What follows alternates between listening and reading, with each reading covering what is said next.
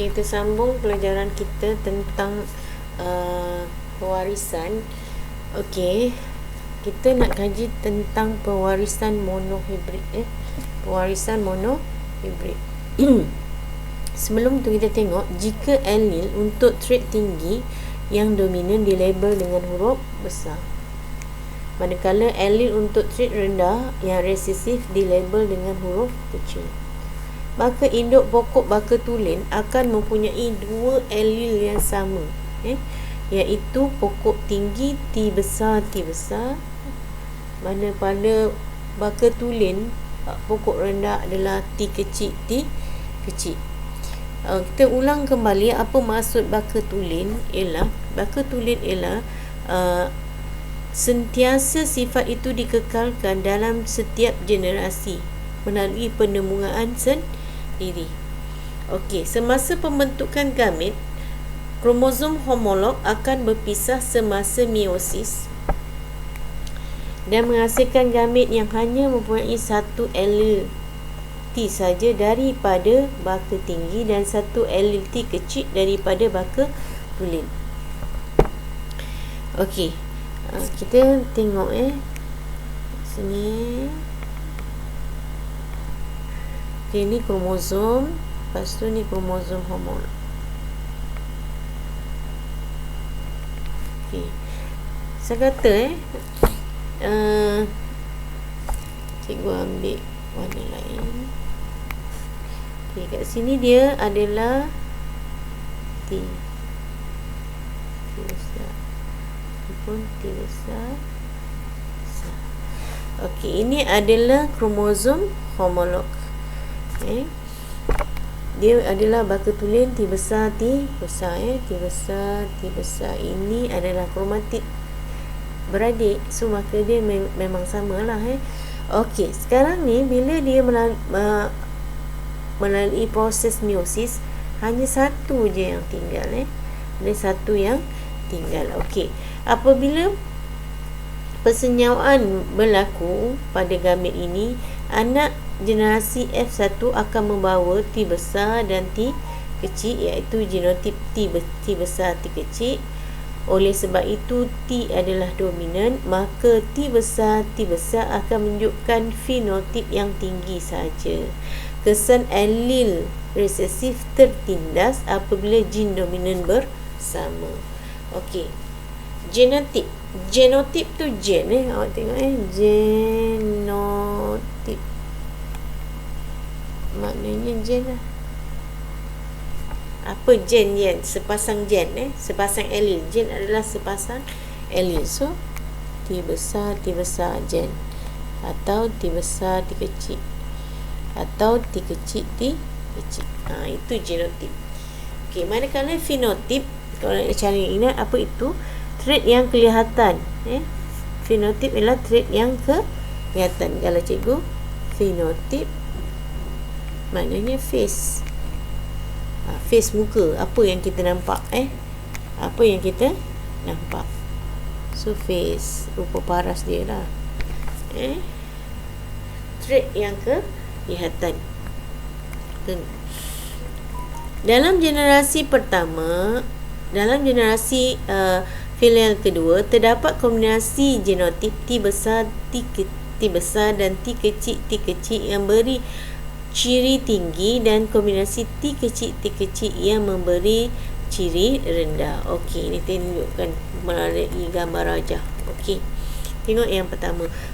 Bila kita nak buat, kita mesti tulis ni dulu petunjuk ni, wajib, sebab orang tak tahu apa T tu kan. So T ialah allele dominan bagi trait tinggi. Kita tulis tu, allele dominan ke allele resesif. Allele T kecil adalah allele resesif bagi trait rendah. Okey, kalau cikgu suka tulis macam ini. Selepas dah tulis tu, kita tulis ni pula supaya senang. Okey, tulis ni genotip, ni fenotip. Okey, T besar. Okey, tengok dulu, ada T besar tak? Kalau ada T besar maknanya tinggi. Okey, tengok lagi satu. T besar, T kecil. Okey, ada huruf besar tak? Ada huruf besar, maknanya T tinggi. Okey. Kemudian satu lagi last, T kecil, T kecil. Okey, ada huruf besar tak?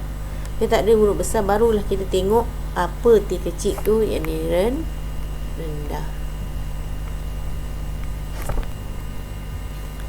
Okey. Kemudian kita tulis fenotip induk tinggi dikacukkan dengan rendah. Ni tinggi bakal tulis Okey, itu fenotipnya. Kemudian genotip. T besar, T besar. Okey, untuk rendah pula T kecil, kecil. Ini nak dapat markah ni sebaris ni baru satu markah. Genotip ni okey, sebaris ni satu markah. Okey, kemudian buat meiosis. Kalau cikgu buat belah gitu belah kan dua. Belah dua. Jadi dapatlah T, oleh kerana sama saja dia tulis satu je sebenarnya dia ada dua, bila dia belah tu dapat dua. Okey, persenyawaan. Setelah menjalani persenyawaan, dia dapatlah genotip dia adalah T besar, T kecil. Semua T besar, T kecil. Fenotip dia pula adalah semua tinggi, iaitu ni.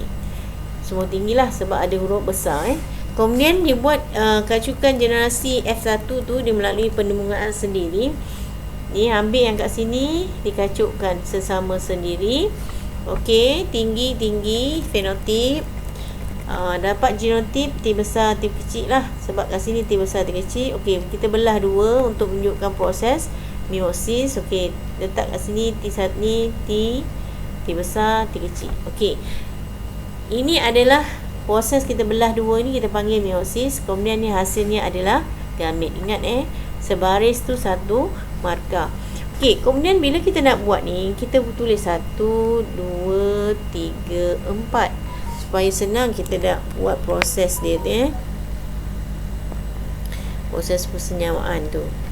Okey, apa yang kita buat kat sini ialah 1, 3, 1, 4, 2, 3, 2, 4. So 1 dengan 3 T besar, T besar. 1 dengan 4 T besar, T kecil.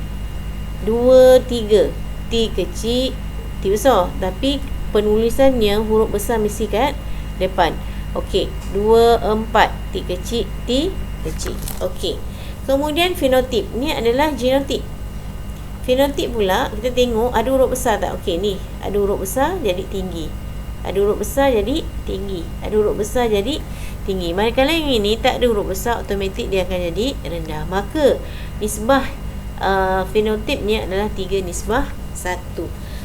Kalau cikgu suka awak selepas genotip ni awak tulis nisbah genotip. Nisbah genotip. Lagi satu awak masukkan. Jadinya nisbah genotip 3 T besar, 3 T besar. Bukan. Sorry. Okey, apa dia? Adalah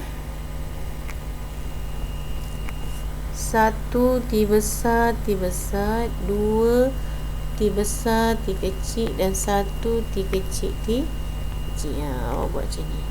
Okay. So, daripada kacukan monohybrid ini, maka nisbah fenotipnya adalah 3 nisbah 1.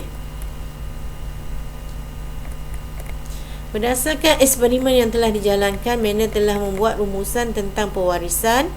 Pewarisan suatu trait adalah ditentukan oleh faktor yang kini disebut sebagai gen yang diturunkan daripada satu generasi ke generasi.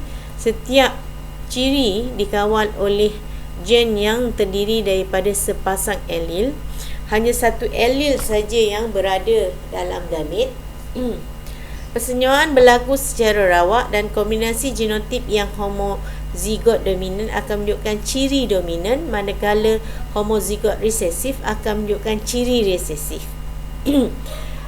Generasi heterozigot pula akan menunjukkan fenotip dominan. Terdapat trait yang tidak ditunjukkan dalam satu generasi tapi muncul pada generasi berikutnya.